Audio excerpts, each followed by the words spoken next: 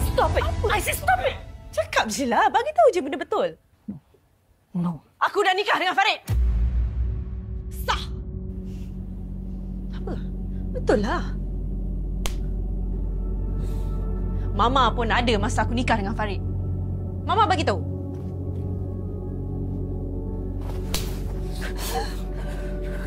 Bagilah tahu Mama. Apa dia? Apa dia? Apa tadi? Aku tak dengar. Ada apa? Kata aku? Aku nak tahu. Betul? Mama pun ada masa aku nikah. Kan, Mak? Kan? Betul tak? Stop it. Please.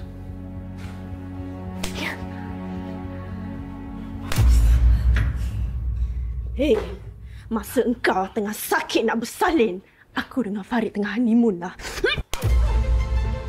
Memang asal butuh kan? Tak kena dasar kali hidup mahu tengok.